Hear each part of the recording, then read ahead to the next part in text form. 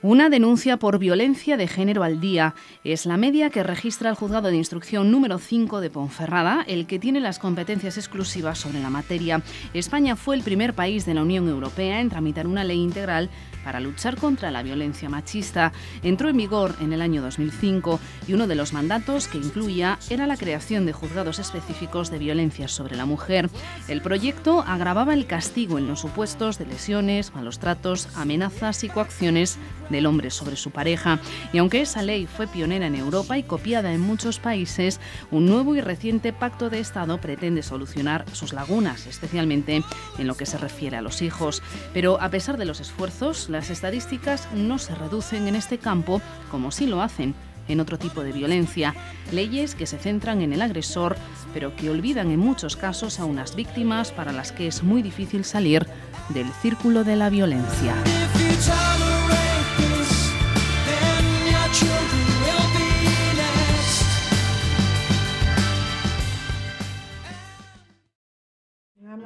Fue la investigadora estadounidense Leonore Walker quien describió en 1979 el círculo de la violencia. Lo hizo durante su estancia en un refugio para mujeres maltratadas, donde observó que muchas féminas describían patrones similares en el proceso de maltrato y que este tenía una forma cíclica. El círculo de la violencia se desarrolla en 3 etapas: tensión, agresión y conciliación o luna de miel.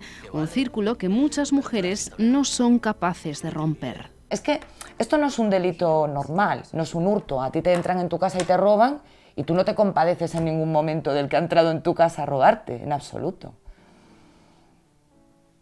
En absoluto, siendo la víctima. O te dan un castañazo y tampoco te compadeces. Pero en la violencia en el ámbito familiar hay cosas que no te terminas de explicar.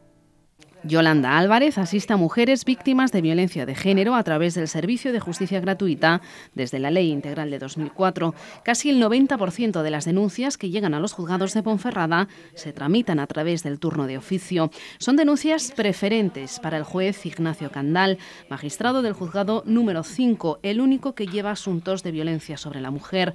No es exclusivo porque no cumple las ratios que marca el Consejo General del Poder Judicial.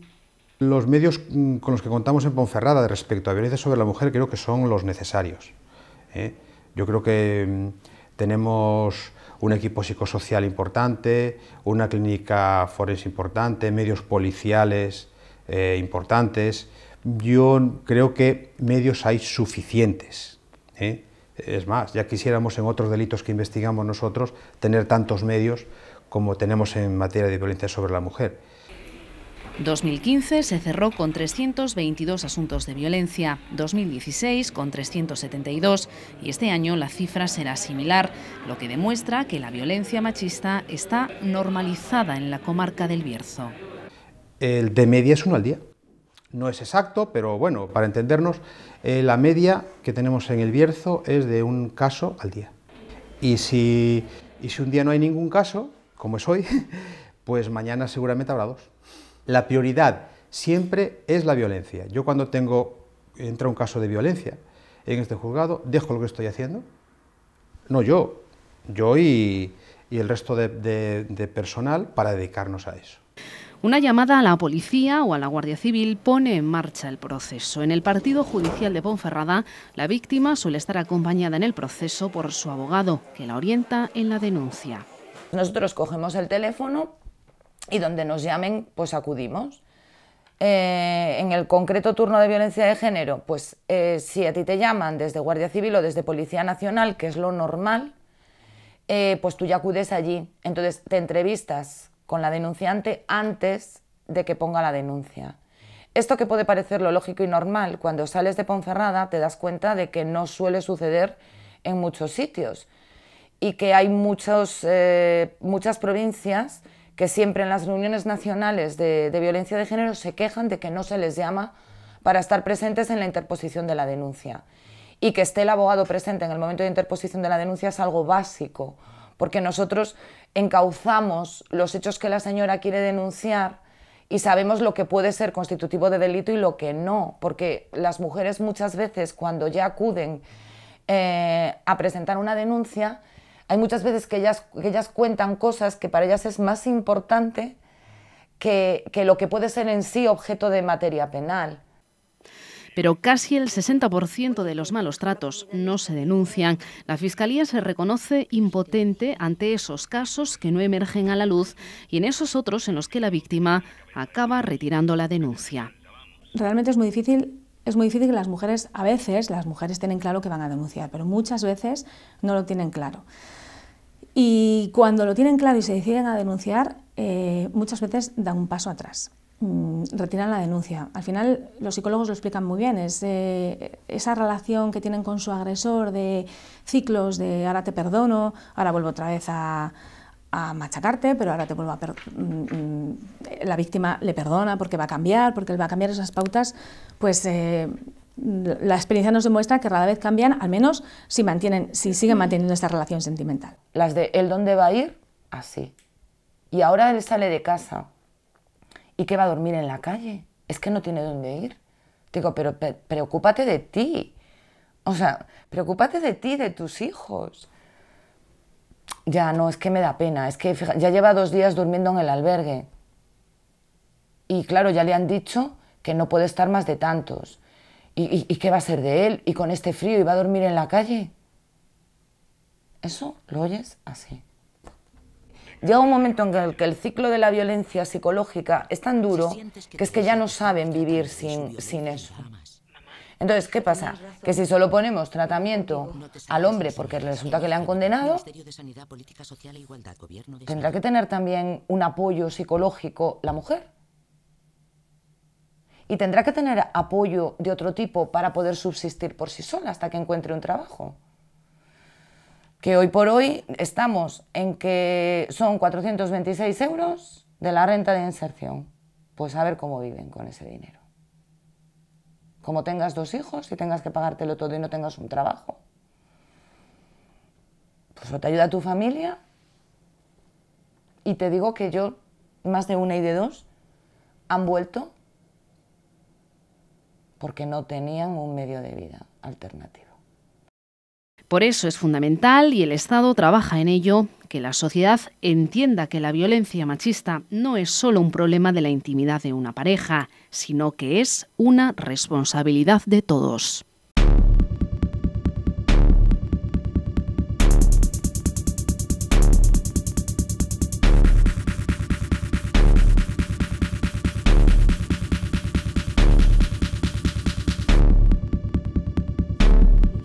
Esto es mucha impotencia, la que estábamos hablando antes, que tenemos en Fiscalía.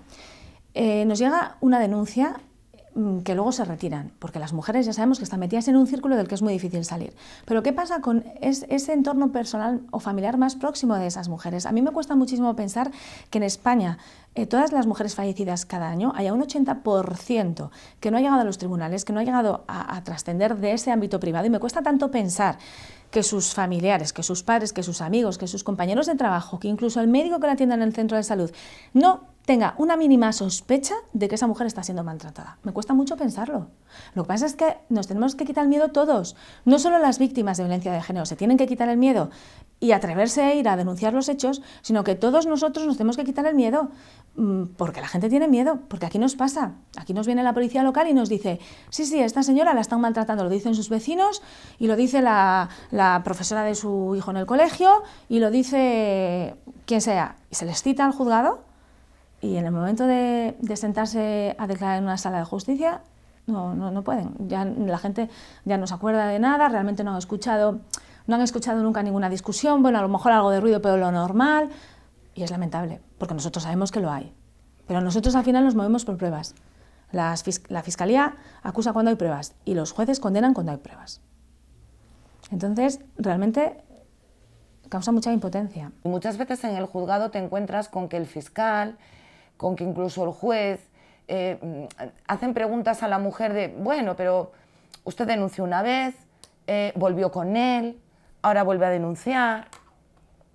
Y es cierto, o sea, yo no puedo decir que no sea así, pero no estamos yendo más allá. O sea, que haya vuelto con él quita valor a que lo que ha hecho ahora su marido vuelva a ser delito.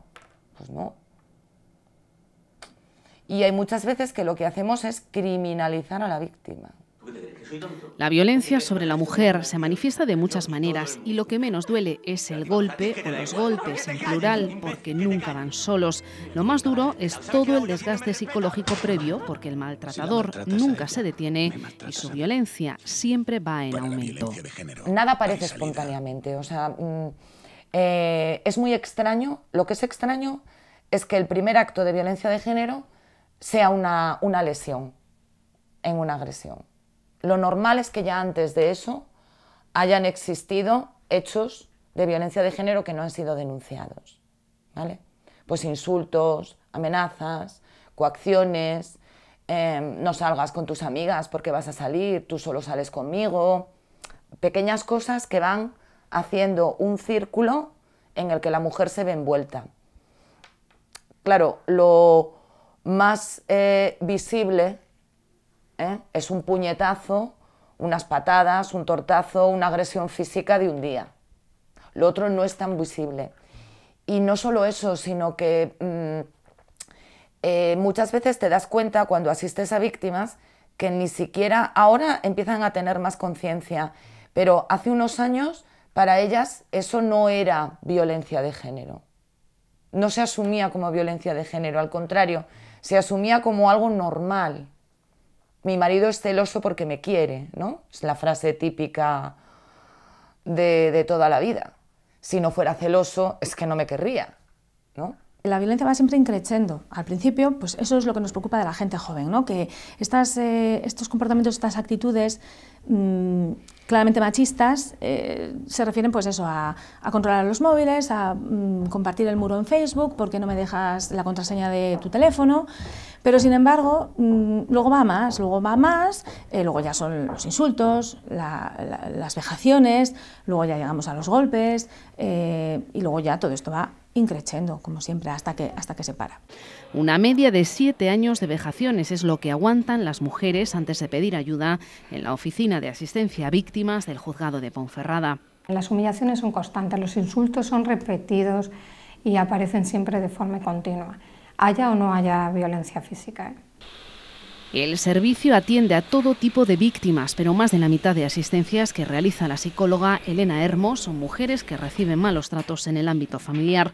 En lo que llevamos de año, 124 de las 207 consultas llegan emocionalmente destrozadas, con miedo, ansiedad, depresión, desorientadas y sin saber qué hacer con su vida. Nos encontramos con gente que la persona que en teoría más te quiere o la persona con la que deberías de compartir tu vida de la mejor forma posible y deberías de estar, se convierte en la persona con la que más daño te está haciendo, la persona que realmente contribuye a que tú no puedas estar bien y que no puedas desarrollar tu vida de forma adecuada. Con lo cual las personas vienen muchas veces con miedo intenso ante la situación que están viviendo en muchas ocasiones, miedo de cómo reaccione el agresor, además si sabe que puede estar pidiendo ayuda o que se puede estar moviendo, miedo a que le pase en la siguiente situación que pueda haber violenta importante, miedo a qué va a pasar si ella toma algún tipo de decisión con sus hijos, con su vida, cómo va a tirar para adelante. Es decir, los miedos son muy variados, no solamente ante la posibilidad de una agresión física, sino los miedos que nos puede surgir también a cualquiera ante la posibilidad de cómo desarrollo mi vida, ¿no? En el proceso de denuncia, la mujer se somete además a la evaluación de riesgo, un cuestionario con un gran número de parámetros que recomienda un nivel de riesgo y, como consecuencia, un tipo de protección. Es que tampoco podemos idealizar las soluciones. Quiero decir, se habla mucho de las órdenes de protección. Yo pongo pues, constantemente órdenes de protección, pero la orden de protección no es un sistema perfecto. La orden de protección le prohíbe a un presunto maltratador acercarse a la víctima o hablar con él o hablar con ella. Pero esto no quiere decir que no lo haga. Del mismo modo que decimos, no se puede robar, pero hay gente que roba. Pues lo que le decimos al maltratador con la orden de protección es, no se acerque usted a la víctima, pero hay quien rompe, quien no respeta esa orden, ¿no? Ese es el problema. Otra cosa distinta sería debatir sobre las medidas policiales, que evidentemente no es muy difícil ponerlas a disposición de todas las mujeres. Tendríamos que a lo mejor pensar en una cuestión tan extrema como poner a un policía al lado de cada mujer, ¿no? lo cual no creo que sea posible en estos momentos. ¿Qué sucede? Que esto no es una ciencia exacta. Estamos hablando de actos que cometen las personas. A priori puede suceder que, pues no sé, un ejemplo, sea la primera denuncia, la víctima es la primera vez que dice que han sucedido estos hechos, que la ha agredido, y resulta que el nivel que sale es bajo. La medida que se pone, si se acuerda la orden de protección, es simplemente la prohibición de aproximarse y de comunicarse como mucho, y nada más. Si ese hombre en un momento determinado se salta esa distancia y la agrede de forma brutal o llega a matarla, es muy triste, pero es que estamos hablando de actos humanos que no son previsibles. Otra cosa es que ya hubiera habido conductas anteriores. Yo ahí entiendo la postura muchas veces de los jueces y de los propios fuerzas y cuerpos de seguridad. Ellos se someten a lo que hay. No puedes, no es Matrix esto, no es ciencia ficción. Yo no sé lo que puede haber dentro de la cabeza de una persona. ¿Qué pasa por esa cabeza para en un momento determinado, a lo mejor sin haber habido muchos hechos previos delictivos, coge un cuchillo o una pistola y delante de toda la clase de su hijo y de los demás mata a su mujer? Pese a todo, 13 años después de su entrada en vigor, los profesionales creen que la Ley Integral contra la Violencia de Género sí logró su objetivo, dar una respuesta rápida y eficaz a las mujeres que sufren malos tratos. Lo cree la fiscal Cristina Ferrer, vinculada profesionalmente a casos de violencia sobre la mujer desde el año 2001. Realmente todo este tema ha ido mejorando, probablemente porque se partía de cero. Como te decía, esto era un delito invisible. ¿Qué pasa, que no existía maltrato en España? Por supuesto que existía maltrato, pues que nadie lo denunciaba. Probablemente hasta la gente lo toleraba, era algo que parecía que era habitual. Yo recuerdo mi primer destino, víctimas de violencia de género, cuando te digo que todavía no existía esta ley, es que estamos hablando de que no haya ni tipos específicos, que nos decían, es que mi marido me pega pero porque me lo merezco. Bueno, gracias a Dios eso no lo hemos vuelto a escuchar. Últimamente no se escucha. Yo no sé si habrá alguna persona, alguna mujer que lo crea y no lo diga, pero realmente esas barbaridades no se escuchan. Pero la ley ha fallado en un aspecto claro, el educativo, y al juzgado llegan cada vez más casos de acoso entre adolescentes.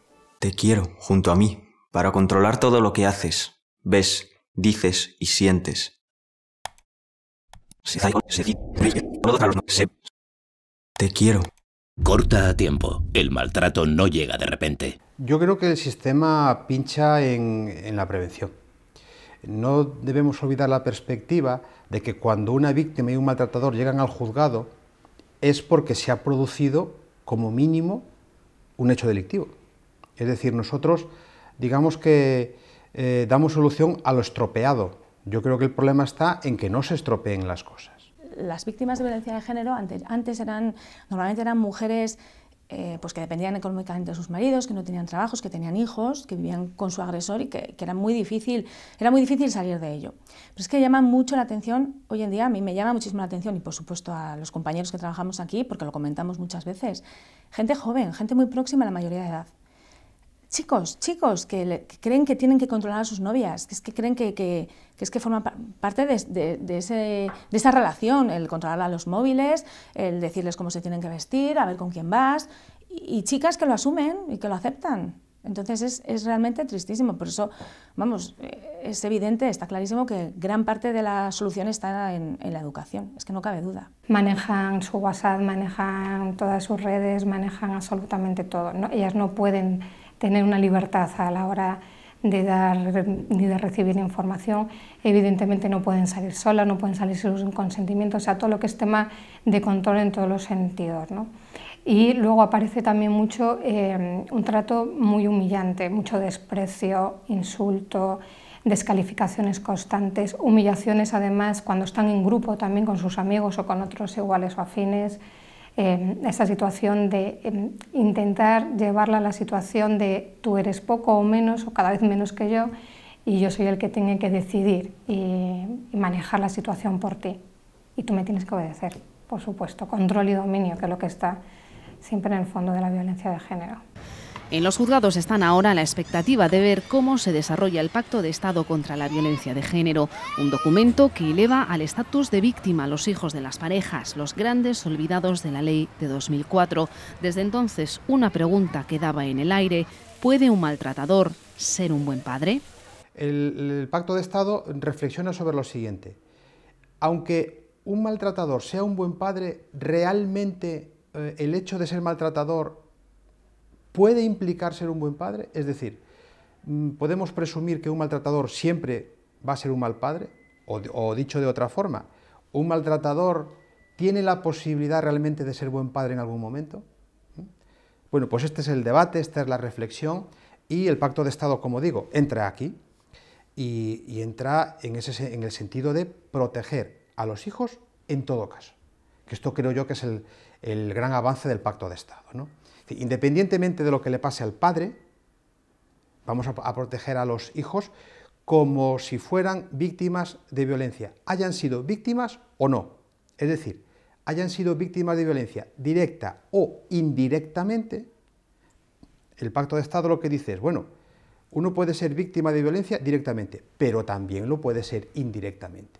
Luego, los hijos de un padre que maltrata a su madre, parece evidente que como mínimo indirectamente son víctimas. Y esta es la cuestión. Yo creo que ahí se ha avanzado mucho. Una mujer que está sufriendo el maltrato en su casa, en el ámbito más estricto de su intimidad, donde tiene que sentirse segura, y sin embargo lo está sufriendo día tras día, ¿cómo esos hijos, cómo me puede decir alguien a mí que esos hijos no son víctimas? Esos hijos que están viendo cómo cada día su padre está maltratando a su madre, esos niños son víctimas de ese delito. No están sufriendo las agresiones en sus propios cuerpos, en sus propias carnes, pero están sufriendo unas agresiones en su cabeza tremendas, además de muy difícil reparación, porque al final, y volvemos a la educación, todos repetimos moldes. Entonces, si tú ves en tu casa que tu padre maltrata a tu madre, lo acabas asumiendo como algo normal. Y los expertos dicen que, desgraciadamente, muchos de los niños que han visto cómo sus padres maltrataban a sus madres son maltratadores. Y, desgraciadamente, muchas de las niñas que ven cómo sus madres están sumisas y aguantan y tragan por ese maltrato, acaban siendo también ellas víctimas de violencia de género. Por eso es muy importante poner remedio a esto. Y el Pacto de Estado, evidentemente, lo que pretende es conseguir que todas estas carencias que se han podido observar a lo largo de estos años, plasmarlos en textos legales y que las reformas sigan para seguir avanzando en la correcta dirección. Desde mujeres de 80 años a jóvenes de 16, no hay un perfil de mujer maltratada en el Bierzo, pero desde el juzgado el mensaje es claro. Nunca es tarde para salir de la violencia de género. Eso sí que quiero decirle a cualquier persona que no se vea mayor o que diga yo ahora, porque hay veces que la gente mayor sí que se hace ese planteamiento de yo ahora dónde voy a ir, ¿no? Siempre hay posibilidad de salida de la violencia, siempre. Para que la violencia de género nunca más deje esta señal. Romper el círculo del maltrato supone empezar de cero y no es fácil. Traspasar esta puerta puede ser el primer paso. No hace falta denuncia previa y es un servicio gratuito para las víctimas. La violencia de género ya no es la violencia invisible. Todos somos responsables.